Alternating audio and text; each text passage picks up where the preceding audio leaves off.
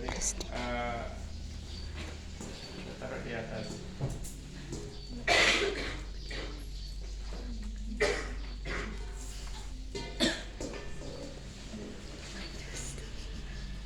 Ya, silakan nanti dicemplungkan, kemudian diperas. Jadi posisi menaruhnya yang harus kita pilih sekarang. Jadi kalau kompres dingin kita pilihnya untuk orang dewasa itu adalah satu di kepala, di dahinya.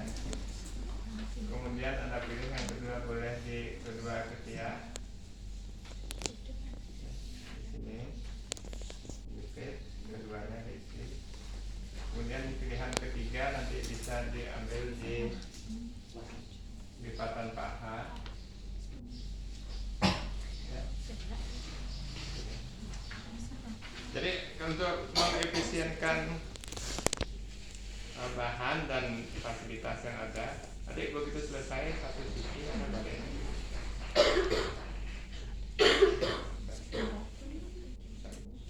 Terus yang berikut bisa dipilih di bawah di leher. Dan terakhir adalah di perut. Ya, jadi kalau orang-orang tua kan sering menggunakan apa itu? Kulit mentimun, kulit semangka, untuk kompres itu.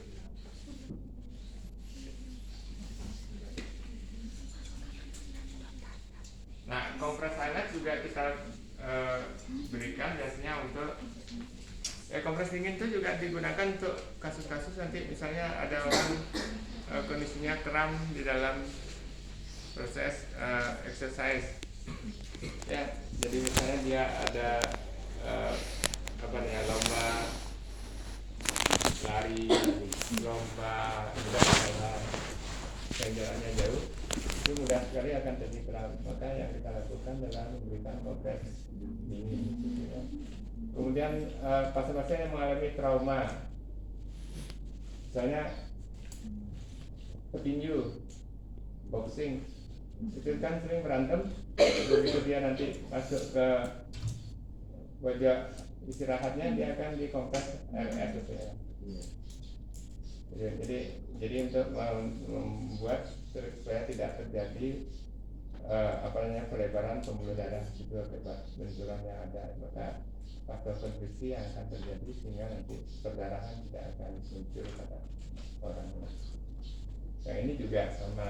Jadi karena dia terlalu panas di situ exercise-nya, maka yang harus dilakukan adalah pendinginan. Nah, berbeda kalau nanti dia nyerinya jadi akibat sirkulasinya yang terjadi vasokonstriksi. Pada pasien kolik, nanti pernah dengar orang kolik? Tahu kolik? Pembuluh darah di perut itu ada namanya kolik. Makanya sering orang nyebutnya itu nanti penyakitnya adalah ini dia kena kolik. Gitu. Kolik itu adalah pembuluh darah di perut itu dia vasokonstriksi. Nah, nanti kalau misalnya orang mengeluh jadi sakit perut tidak bisa ditahan segala macam, itu yang lebih bagus dilakukan adalah pemberian kompres hangat. Ya, sama kayak Anda misalnya dismenor, nyeri air kan? Itu kan kompres apa yang Anda pakai? Hangat kan? Itu juga jadi untuk memperlebar karena yang terjadi adalah vasokonstriksi. Begitu Anda menstruasi, robekan yang terjadi di dalam rahimnya itu akan prosesnya akan melebar. Maka yang harus dilakukan yang dilakukan oleh tubuh nanti adalah melakukan vasokonstriksi untuk mencegah terjadinya perdarahan yang cukup banyak akibat robekan dari rahimnya. Maka yang sering terjadi pada saat berlebihan konstriksinya ini, itulah yang orang sebut dengan dismenor. Ya, jadi haid gitu. Maka yang dilakukan adalah kompres air hangat. Nah, yang lain untuk kompres es adalah menggunakan ini. Jadi buli-buli ini bisa digunakan untuk buli-buli hangat dan bisa menggunakan dengan untuk air dingin.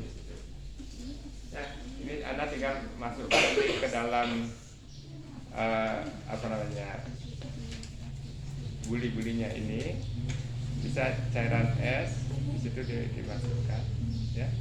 Nanti kita taruh di lokasi yang kita mau lakukan pengopresan. Entah di perut atau di pinggang. Ini bisa digunakan untuk dua fungsi ya. Bisa, kepentingannya kalau misalnya mau air hangat bisa masuk air hangat, kalau air dingin pun bisa. Ya, ini biasanya ada sarungnya dia. Jadi supaya tidak nanti langsung ini berhubungan dengan kulitnya pasien. Biasanya ada kain yang menyelimuti di sini sebagai sarungnya, dia akan baru ditaruh. Ini kita akan tempatkan sesuai dengan kebutuhan. Nah, kemudian nanti ada ini, kalau yang ini kita sering gunakan memang untuk kondisi-kondisi kayak orang trauma kayak tadi. Ya, ini. Yang untuk ekskrahnya nggak ada ya. Jadi nanti kalau ekskrah nanti dia posisinya akan seperti di sini. Bentuknya seperti piala ginjal itu. Terus agak bengkok ini bagiannya. Ya, jadi ada bentuknya seperti ini. Dia akan nempel langsung di leher kalau memang akan ditaruh sana. Atau nanti kalau misalnya dia post operasi tiroidektomi ya, atau operasi amandel. Kalau amandel kan dikasih apa biasanya? Es krim kan? Jadi, itu adalah untuk mencegah terjadinya perdarahan yang cukup banyak juga. Nah, ini dilakukan kalau yang untuk yang trauma di sini ada luka, misalnya tiroidektomi. Atau KNF di situ, jadi kelenjar getah beningnya sudah dioperasi, maka ada luka kan di sini kan. Supaya nanti kompres ini tidak menyentuh luka, maka dibuatlah dia bentuknya es kerah melayang namanya. Jadi ada tumpu di sini yang menjaga kompresnya. Jadi stimulasi dinginnya akan dirasakan tapi tidak membuat balutannya menjadi basah. Itu nanti kalau ini sekarang sudah banyak ditinggalkan sudah. Jadi untuk sekedar diketahui aja ada es kerah melayang. Nanti untuk kompres ini. Nah, yang terakhir adalah David Squall ya.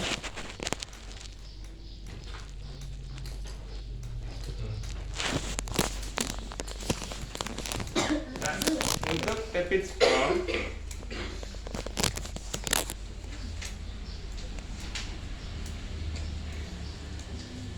apa anda nggak kelihatan dong?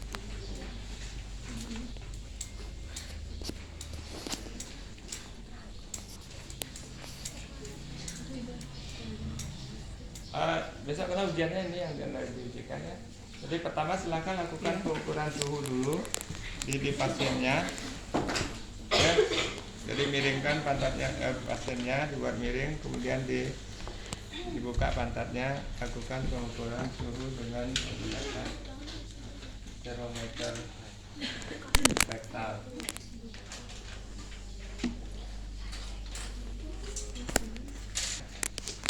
Jadi ini juga sama ya. Jadi Anda miringkan, buat dia posisi sin, lakukan, jadi masukkan. Yang kita tahan dengan kemudian tangan kiri ke kanan. Oke, kalau sudah selesai kita angkat. Nanti silakan Anda bersihkan dengan tisu termometernya. Karena ini nanti takutnya kan nanti ada nya jam baginya.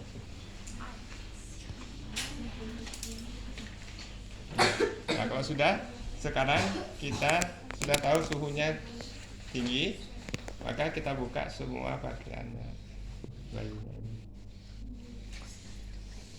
Ini buka bajunya deh ya. Pinter. Lagi. Cara megang bayi udah tahu kan? Gimana? Ayo, siapa mau pegang bayi? Saya ingin tahu bagaimana Anda megang bayi. Belum tahu. gitu.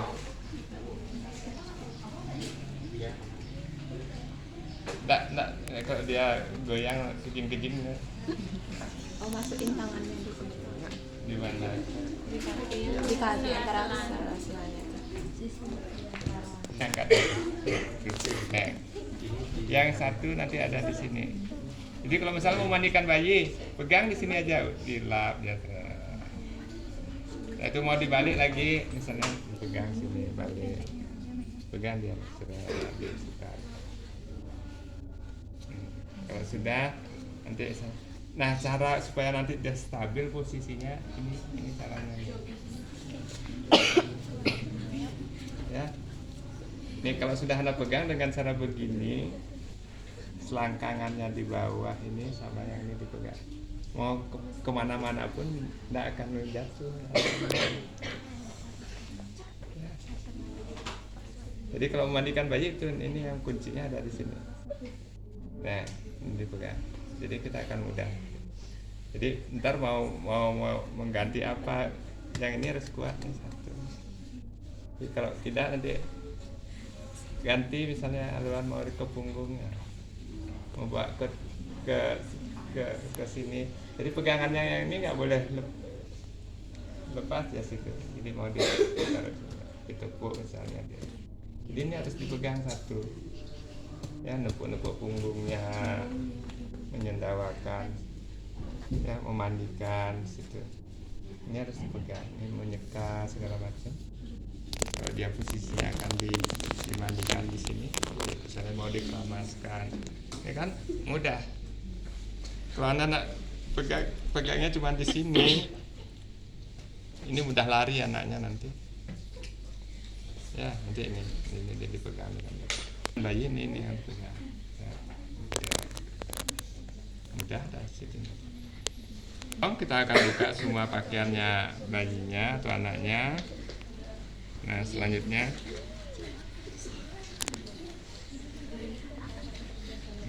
berikan kompres air hangat, diambil. Jadi silahkan nanti diseka seluruh tubuh dari anaknya.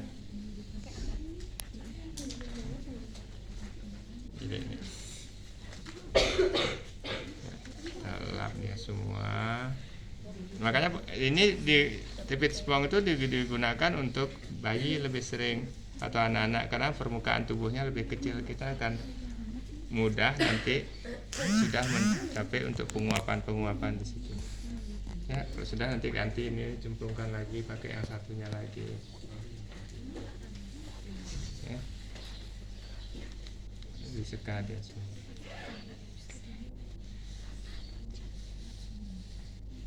Miring ya, miring ya, pinter. Ya. Sudah, kalau sudah nanti kita seka dia dengan selimutnya situ.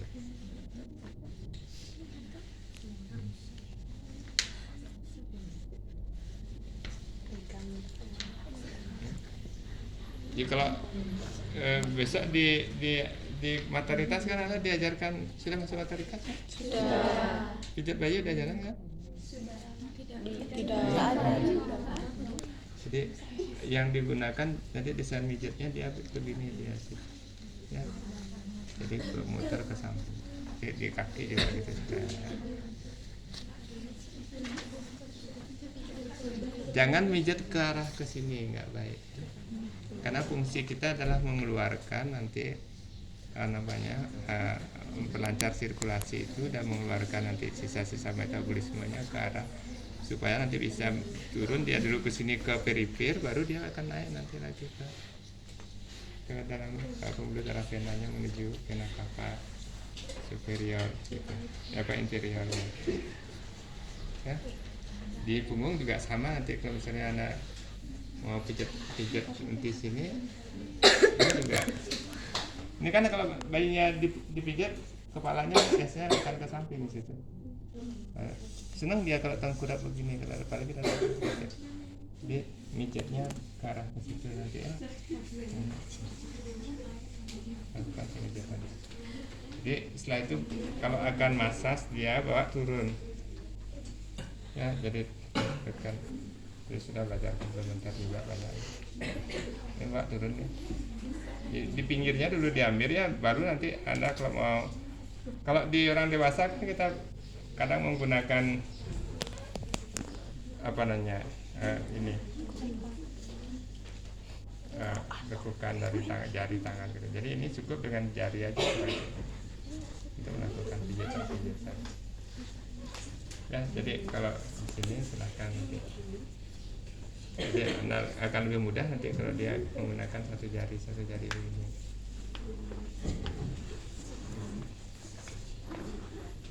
Ya, jadi setelah berjalan tapis sprong ini semua, jadi kita selimutkan dulu sebentar. Ya. Ya, tadi kan tujuannya untuk evaporasi. Nah, kita mulai gunakan pakaian bayinya. Ya, pegang kedua-duanya gitu. Gampang tuh masuk ininya.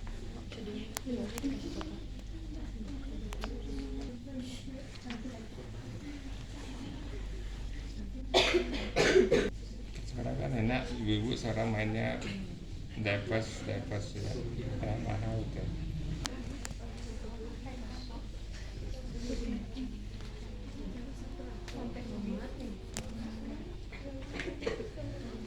Ada yang mau diklarifikasi materi yang akan dipostingkan besok untuk yang tapis sprongnya. Jadi untuk kompres karena untuk orang dewasa nggak kita kerjakan.